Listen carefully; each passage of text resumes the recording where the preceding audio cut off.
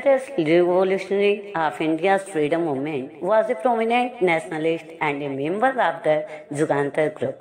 He is remembered for his unmatched courage and his sacrifice at a very young age during the struggle against British rule.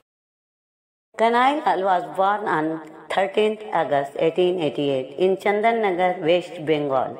During his college days at Hooghly Mohsin College, he came under the influence of his professor Charu Chandra Roy, who introduced him to the revolutionary newspaper Jugantar.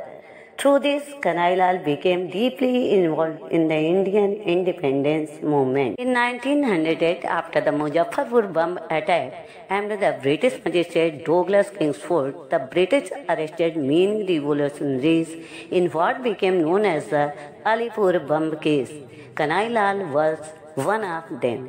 While imprisoned in Alipur jail, Kanhai Lal and his fellow revolutionary Satyendranath Bose discovered that one of their comrades, Narendranath Goswami, had turned informer for the British. His betrayal led to the arrest of several freedom fighters.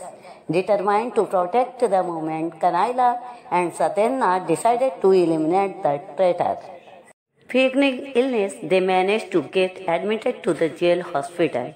There on 31st August 1908, they smuggled a pistol inside and shot Narendranath Goswami dead.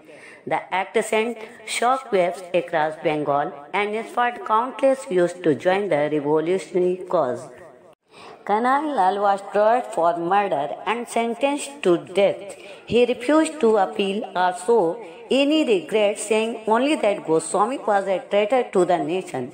On 10th November 1908, at the age of just 20, Kanhai Lal Datta was executed by hanging inside Alipur Central Jail.